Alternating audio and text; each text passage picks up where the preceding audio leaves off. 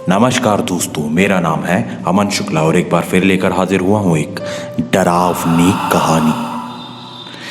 दोस्तों, आप लोगों ने कभी हमेशा ऐसी कहानी तो ज़रूर सुनी होगी कि किसी इंसान का, किसी लड़के का, लड़की का, बच्चे का, आदमी औरत जो भी है ना, इनका कभी ना कभी पैरानॉर्मल एक्टिविटी यानी भूत प्रेत आत्माओं से सामना तो हुआ है। और बहुत परेशान होने के बाद इन लोगों को कहीं ना कहीं जाके अपनी समस्या का समाधान मिल जाता है और इन सब चीज़ों से ये लोग बाहर आ जाते हैं। लेकिन ना, आज की हमारी ये जो कहानी है, ये कहानी इतनी ज़्यादा खुशनुमा कहानी नहीं है। इसमें एक जो लड़की है जिनका नाम है सुहानी जी, इनके साथ एक ऐसी पैरानॉर्मल एक्टिविटी हुई, इन्होंने ऐसी एक्टिविटी का सामना किया जिसने इनकी जान ले ली। चलिए कहानी शुरू करते हैं।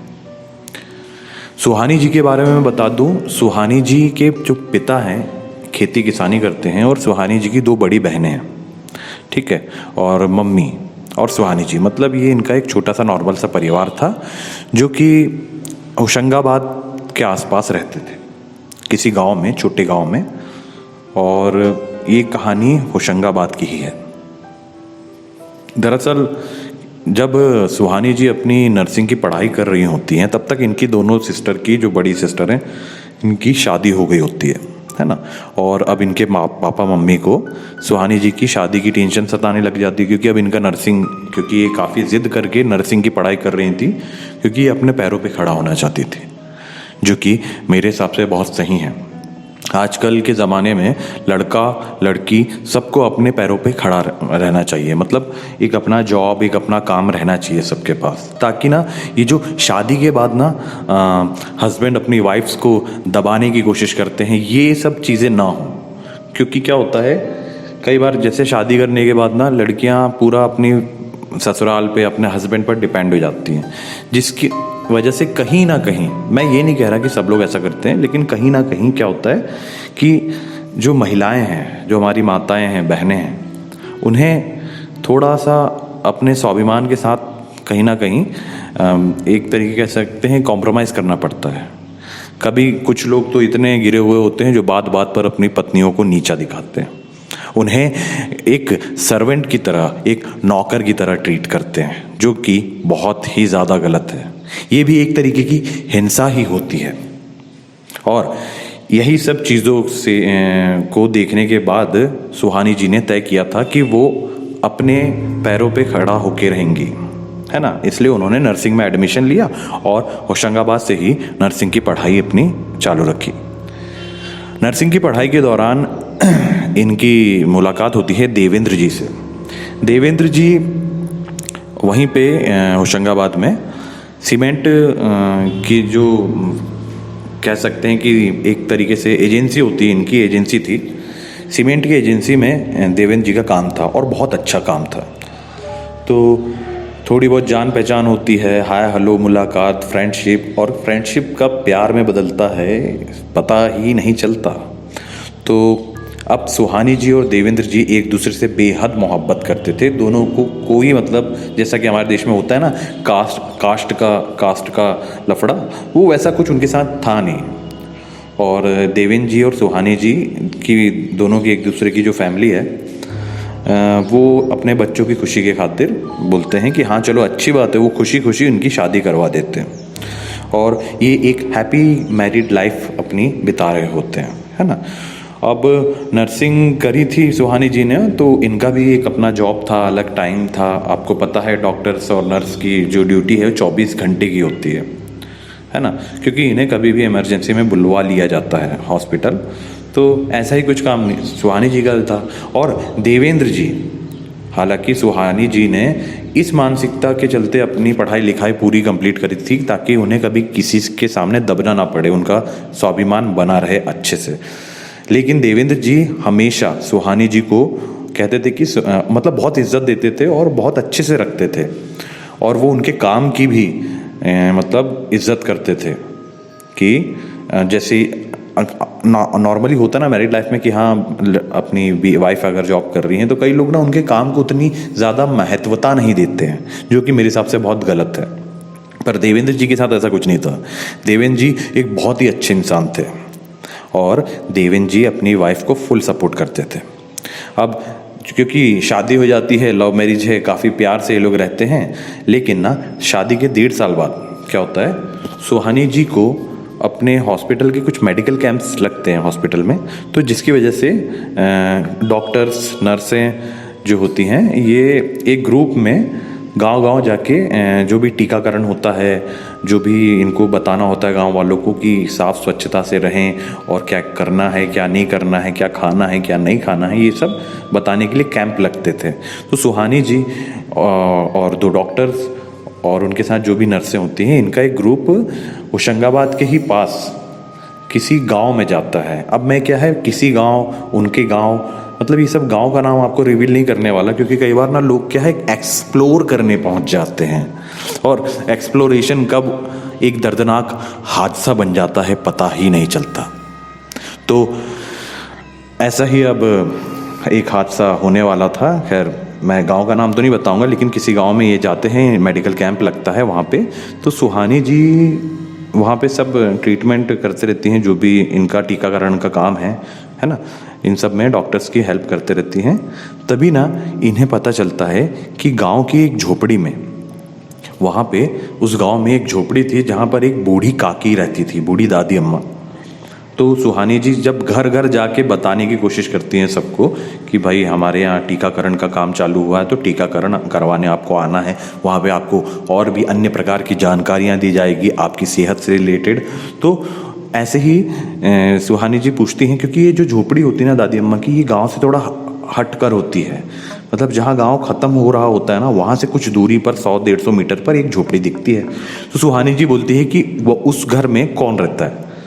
तो वहाँ के कुछ लोग उन्हें बताते हैं कि मैडम आप ना उस घर पर ना ही जाएं तो अच्छा है, क्योंकि लोगों का मानना था कि वो जो बूढ़ी दादी अम्मा है वो किसी बीमार, मतलब मानसिक तौर पे बीमार भी हैं और उनका वहाँ पे कोई ख्याल रखने वाला है नहीं।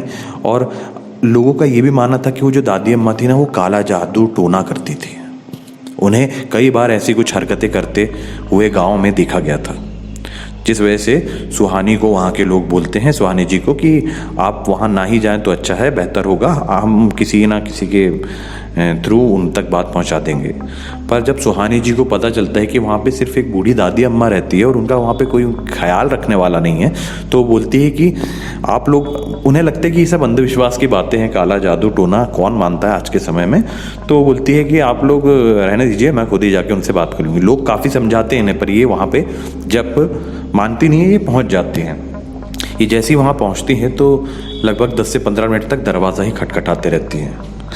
ये वहाँ पहुँच के दरवाज़ा खटखटाती है, अम्मा कोई है घर में? बस ये कम से कम 10 से 15 मिनट से यही कर रही हैं, ठीक है। तो अंदर से ना किसी की भी आवाज़ नहीं आती है।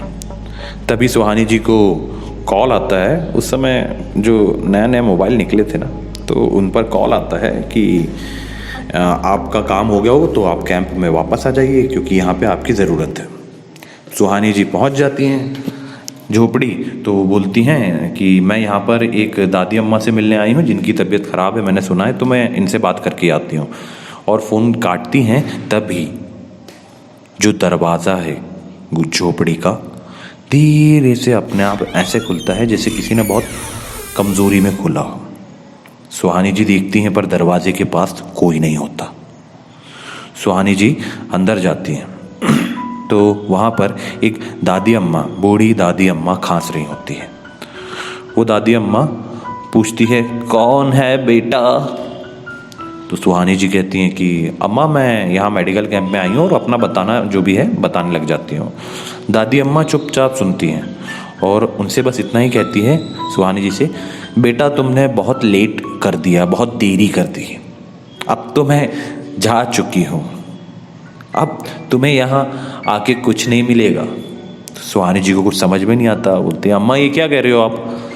कुछ नहीं बेटा, जाओ ज़रा झोपड़ी के पीछे से 2 कंडे लेकर आ जाओ।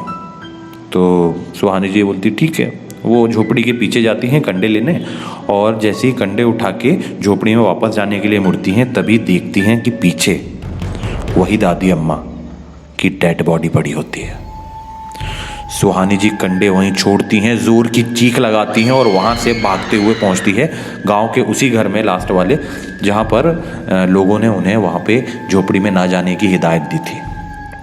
वहाँ पे पहुँच के सुहानी जी बताती है कि वो अम्मा तो वहाँ पे ख़त्म हो चुकी हैं, लेकिन मैंने उनसे बात करी थी 10 मिनट पहले, मतलब 5 मिनट पहले जब भी उन्होंने बात करी थी।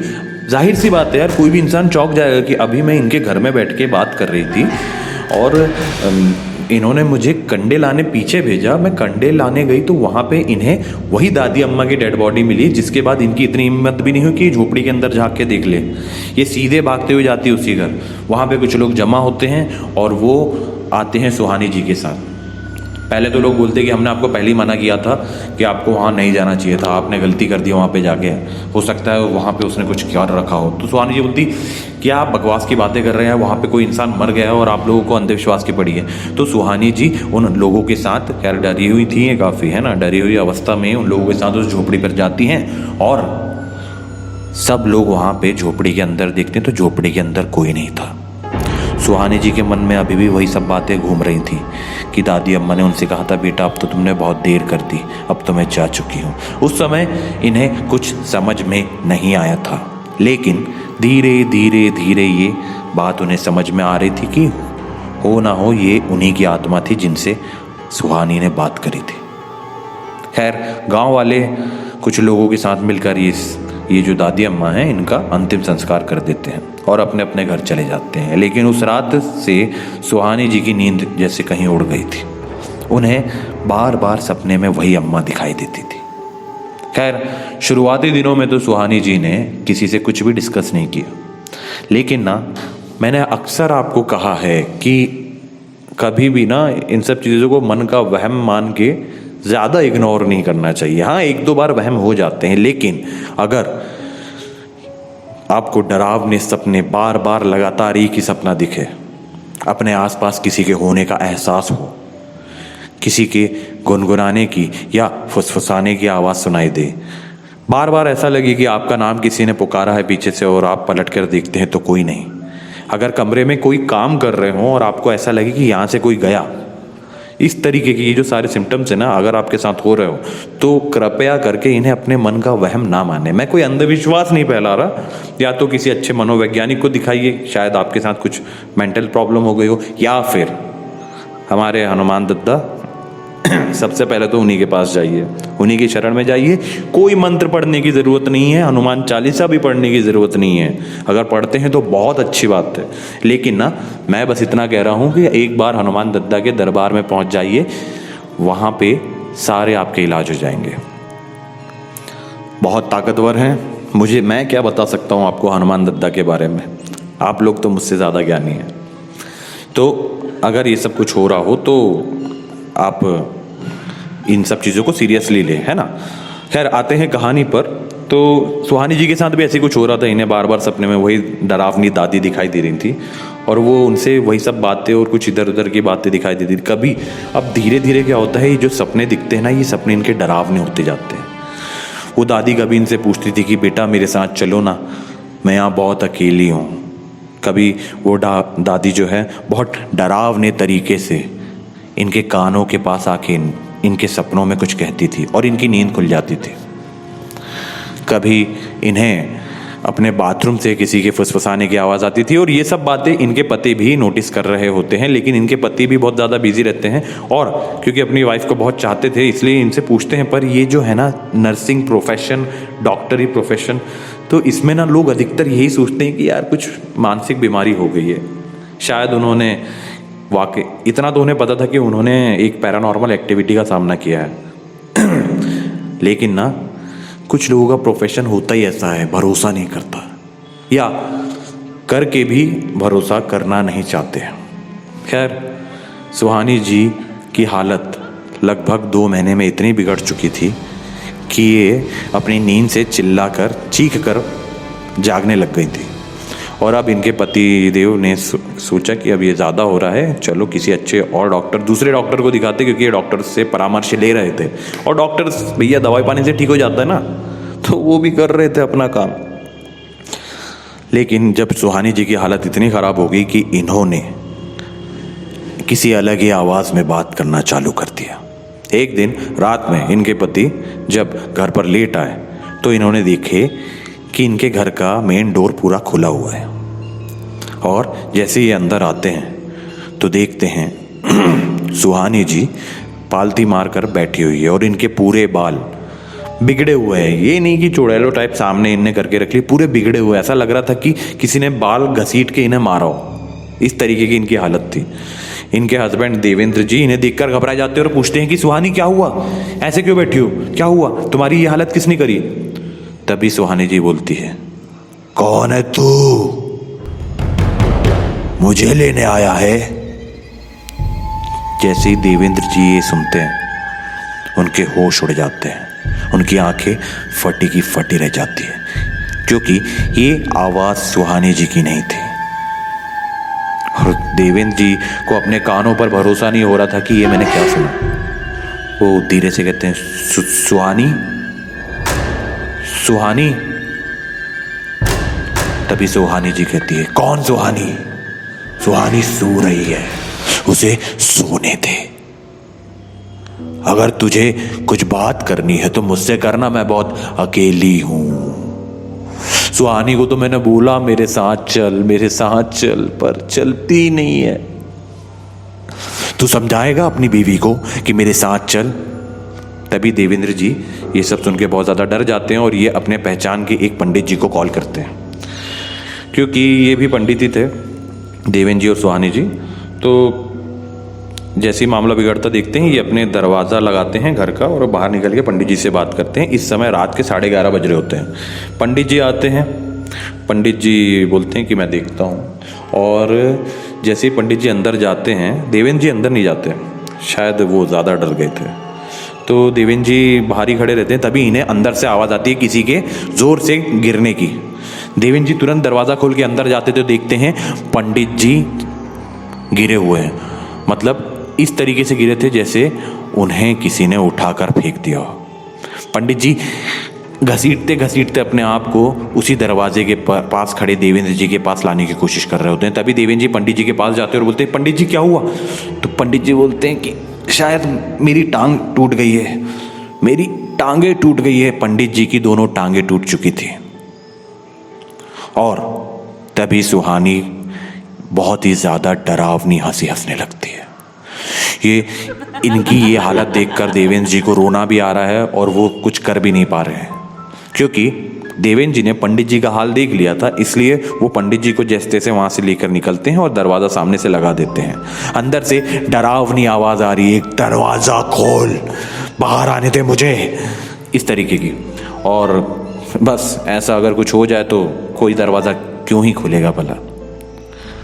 पंडित जी को देवेंद्र जी हॉस्पिटल में एडमिट करते हैं, और ये वही हॉस्पिटल है जहाँ पे सुहानी जी काम करती थी, क्योंकि इनकी हालत ख़राब थी तो इन्होंने हॉस्पिटल सब छोड़ दिया था, काम से छुट्टियाँ ले रखी थी। उनके हॉस्पिटल में जब देवेंद्र जी बताते हैं कि ऐसा ऐसा किया है उनकी वाइफ ने, सुहानी जी ने, तो हॉस्पिटल में बोलते हैं दूसरे साइकेट्रिस्ट को रेकमेंड करते हैं हॉस्पिटल वाले। पर देवेंद्र जी समझ गए थे कि अब वो अपनी बीवी को इस हॉस्पिटल क्या किसी भी हॉस्पिटल नहीं ले जा पाएंगे, तो ये एक तांत्रिक बाबा से मुलाकात करते हैं। बहुत पता करते हैं, दिन रात एक कर देते हैं, क्योंकि जिस रात वो पंडित जी को एडमिट करते हैं, मतलब दूसरे दिन ही वो घर पर आ पाते हैं। घर आते हैं, देखते हैं तो घर पूरा अस्त व्यस्त, सुहानी जी सोई हुई थी।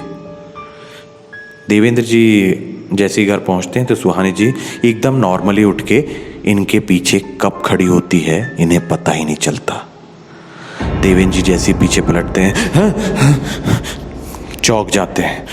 तभी सुहानी जी कहती, क्या हुआ, भूत देखा क्या, मैं हूं सुहानी, तुम्हारी वाइफ। देवेंद्र जी जैसे देखते हैं उनकी वाइफ को नॉर्मल, वो बोलते हैं, सुहानी तुम्हें क्या हो गया था रात में, मैं बहुत घबरा गया था, मैं सोच रहा था कि कहीं मेरी बीवी को कुछ हो ना जाए। तभी जब इन्होंने सुहानी जी को गले लगाए होते हैं तो सुहानी जी की आवाज़ आती है, इसे कुछ नहीं होगा, ये सुहानी मेरे साथ ही जाएगी। और तभी सुहानी जी को देवेंद्र जी झटकते हैं और पीछे गिर जाते हैं। सुहानी जी वहीं खड़ी रहती है। फिर ये वहाँ से घर से फिर निकलते परेशान होकर, आस पड़ोसियों को बोल के निकलते हैं कि भैया ध्यान देना, दरवाज़ा मैंने सामने से लगाया, सुहानी की तबीयत काफ़ी ख़राब है। और आस पड़ोसी वालों के जो कान हैं इतने ज़्यादा मजबूत होते हैं कि उन्हें पता रहता है कि इनके घर में क्या चल रहा है। आस पड़ोस में सबको पता था कि सुहानी जी के ऊपर किसी प्रेत का साया आ चुका है। देवेंद्र जी दिन भर पता करते हैं और एक तांत्रिक बाबा को लेकर आते हैं अपने घर।